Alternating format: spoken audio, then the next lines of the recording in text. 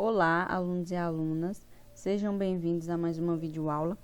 Eu me chamo Sara Oliveira e estarei dando aí continuidade ao assunto de reações químicas que a Milena de Noronha Paiva iniciou com vocês. Na aula de hoje nós vamos estar abordando as leis das reações químicas, bem como a gente também vai conhecer um pouco sobre o balanceamento de equações. Então não saia daí e vamos lá conhecer um pouco sobre este conteúdo, tá bom? Bom, no final do século XVIII, vários estudiosos eles estavam se empenhando para tentar compreender o fenômeno das transformações químicas através de atividades experimentais controladas, que envolviam diferentes reagentes e também produtos.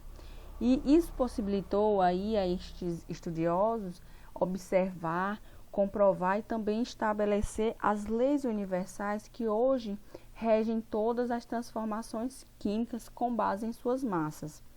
Essas leis elas foram chamadas de leis ponderais. E para explicar as reações químicas observadas experimentalmente, diversos cientistas, durante os séculos, eles assumiam que a massa empregada no início do experimento se mantinha constante ao longo de todo o processo, ou seja, não se perdia, tá? No entanto, havia também aqueles que discordavam dessa ideia, como é o caso desse rapazinho aqui, ó, George Ernest Stein, que formulou uma teoria chamada teoria do flogista, que dizia que a combustão ela ocorria em certos materiais porque este possuía um elemento ou um princípio comum inflamável que era liberado no momento da queima, ou seja, ela não ficava constante, era perdido ali um pouco de massa, tá certo? Mas aí ao longo do tempo essa teoria ela foi abandonada, viu, gente? Então, algum tempo depois, Mikhail Lomonosov, ele observou aí pela primeira vez experimentalmente a calcinação de metais que gerava diferentes massas de produtos quando o experimento ele era realizado em ambientes fechados ou ambientes também abertos, ou seja, a partir de um material sólido submetido ao calor, se obtinha aí um novo material. Mas aí também, por falta dele não ter apresentado boas conclusões e também alguns equívocos nos seus experimentos, ele não foi levado tão a sério, né? E ele não foi tão visto tão bem representativo na comunidade científica. Poucos anos depois, com base aí nos poucos registros experimentais que Mikhail Lomonosov fez, o químico francês, no caso esse último, Antoine Laurence Lavoisier, ele provou experimentalmente que a calcinação do mercúrio metálico gerava produto de mesma massa no sistema inicial e que havia aí também um consumo de algum outro componente que naquele momento ele não sabia qual era, certo? Mas mais tarde ele mesmo, Lavoisier, ele conseguiu descobrir e descrever que esse componente ele era o gás oxigênio. Então, Lavoisier ele é considerado aí o pai da química e foi bastante importante aí para o desenvolvimento das reações químicas, certinho? Com base nisto, Lavoisier ele propôs o que hoje a gente conhece por lei da conservação das massas, que diz que a massa total dos reagentes é igual à massa total dos produtos. Ou seja, na natureza nada se cria, nada se perde e tudo se transforma, certo? Então, em uma reação química, nada é perdido, apenas é transformado. O que eu usei de reagente, eu vou ter em produtos a mesma quantidade. E pensando aí na aplicação da lei de Lavoisier, eu tenho aqui que o hidrogênio ele vai reagir com o oxigênio e vai gerar, ou seja, vai produzir duas moléculas de água. Aqui, se eu tiver, aplicando a lei de Lavoisier, 4 gramas de hidrogênio reagindo com 32 gramas de oxigênio, obrigatoriamente eu vou ter que ter 36 gramas de molécula de água, porque é a soma dos reagentes, certo? A soma dos reagentes dá 36 gramas. Então, como a massa total dos reagentes é igual à massa dos produtos, tem que ser 36, certo? Um outro exemplo, para ficar mais fácil a compreensão de vocês, é essa questão aqui, que diz que o carbono no estado sólido, ele reage com o oxigênio no estado gasoso, dando origem ao dióxido de carbono no estado gasoso. Aqui mais abaixo vocês podem observar essa equaçãozinha, e mais embaixo ele nos traz uma tabela e um enunciado que nos pede para determinar os valores de x, y e z, de modo que a gente consiga aplicar aí a lei de Lavoisier. Bom, se eu tenho uma massa inicial de carbono, que é um reagente, e uma massa inicial de oxigênio, que também é um reagente, e eu preciso saber a massa de gás carbônico que foi produzido, é só eu fazer a soma das massas, certinho? Então, 24 mais 64, eu vou obter aí 88 gramas de dióxido de carbono.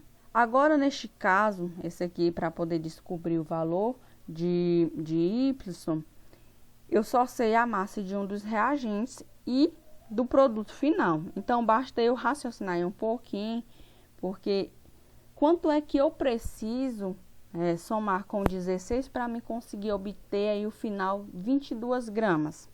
Se você pensou no número 6 gramas, então você está certinho.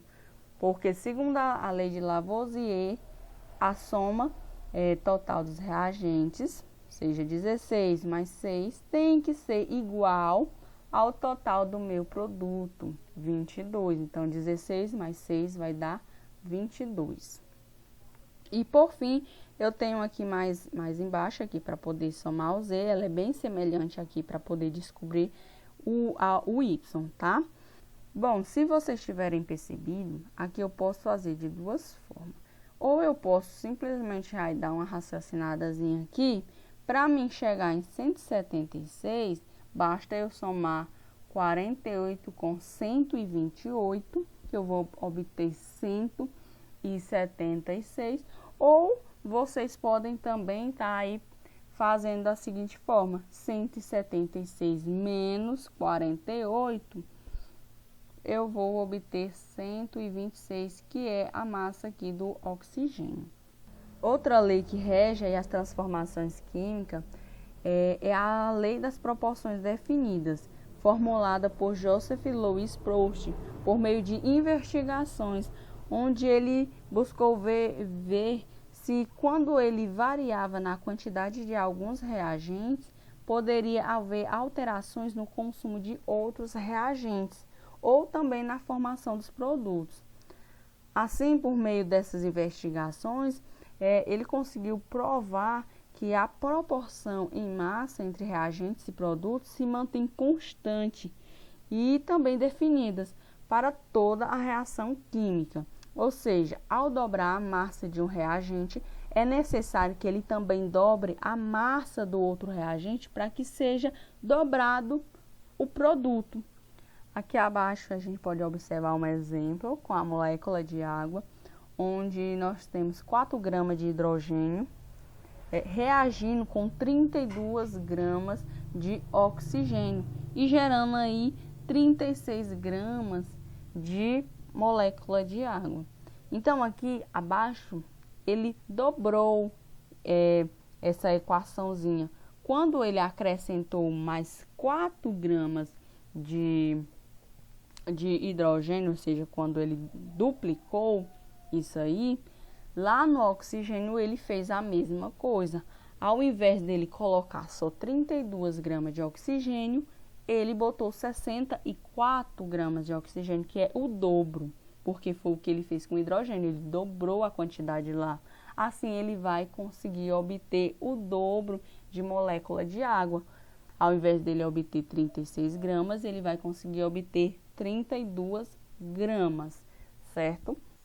Bom, gente, saindo um pouco sobre as leis que foram estabelecidas para as reações químicas, a gente vai falar agora um pouco sobre o balanceamento das equações dessas reações, que só foram possíveis de ser concluídas por causa das leis estabelecidas por Lavoisier, que chegaram aí a concluir que a quantidade de átomos de cada elemento químico ela deve ser a mesma nos reagentes e também nos produtos em uma equação que vai representar uma reação química.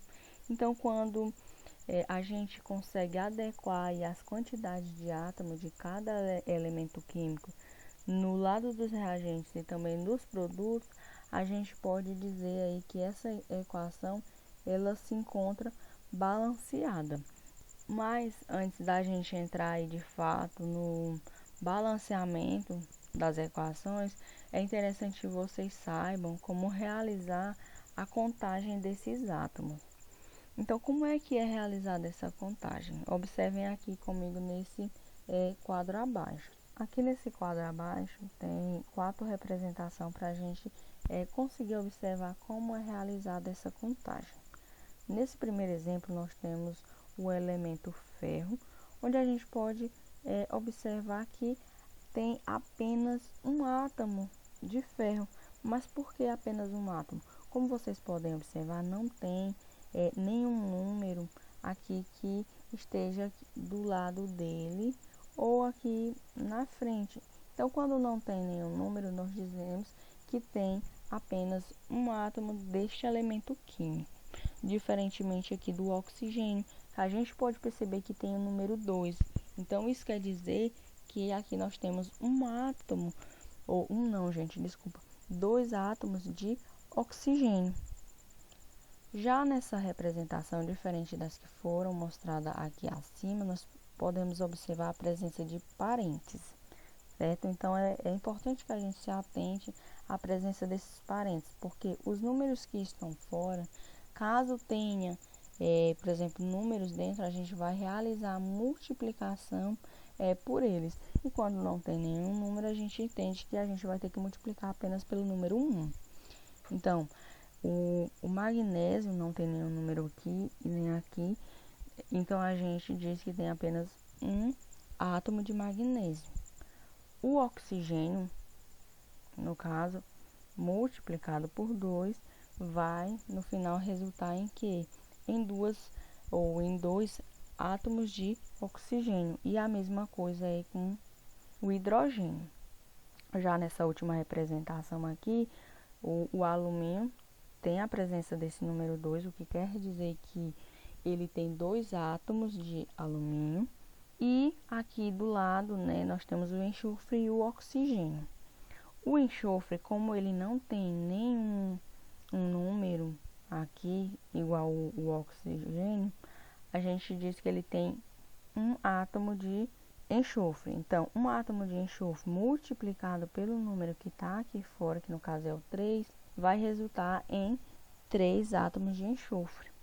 Já o oxigênio, que tem o 4 aqui, nós vamos pegar esse 4, multiplicar pelo 3, que vai dar aí um resultado de 12 átomos de oxigênio. Bom, quando a gente vai realizar o balanceamento de reações, a gente pode utilizar em um macetezinho que é chamado de macho.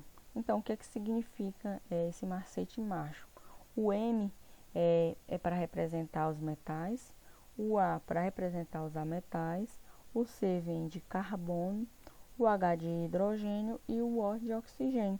Então, vocês, quando forem realizar o balanceamento das equações, vocês podem utilizar essa ordem de metais para até oxigênio para realizar essa equação. Então, vocês olhem para a equação de vocês, observem se tem metais. Se tem metais, então começa a fazer o balanceamento a partir daquilo. Se não tem, vê se tem uma metal, ou vê se tem um carbono, depois vê se tem um hidrogênio e por fim vê se tem um oxigênio. Aqui abaixo a gente tem 2 exemplos de equações bem simplesinhas aí para vocês. para ver mais ou menos como é que ocorre aí o balanceamento de uma equação. Bom, se vocês olharem nesse primeiro exemplo, nós temos 2 átomos de hidrogênio reagindo com 2 átomos de oxigênio, que vai resultar em num produto que no caso é a molécula de água. Então a gente vai observar primeiro se tem metais nesses reagentes. Aqui do lado nós temos a nossa tabelinha, a gente pode observar isso. A gente vê que não tem nenhum metal, percebemos também que não tem nenhuma metal e também não tem carbono. Quem é que a gente vai ver aí primeiro? O hidrogênio. Então, você olha aqui para o lado dos reagentes, que fica do lado esquerdo, e vê quantos hidrogênios tem nos reagentes. Nos reagentes, a gente pode observar que tem apenas 2. Viu que tem 2 hidrogênios? Vai lá nos teus produtos que ficam do lado direito e vê quantos tem. Eu observei que também tem 2 hidrogênios. Então, tá ok os meus hidrogênios. A mesma quantidade que está de um lado é a mesma que está do outro. Por fim, eu vou lá no seguinte, no elemento seguinte, que no caso é o oxigênio. Do lado dos reagentes, ele se encontra aí com 2 átomos de oxigênio. Enquanto no lado dos meus produtos, se vocês observarem, tem apenas 1 átomo de oxigênio. Então, daí a gente já tem que realizar o balanceamento. Como é que a gente pode fazer isso? Adicionando aqui, ó, na frente, o número 2. Quando eu coloco o número 2 aqui, eu vou passar, né, a ter 2 átomos de oxigênio.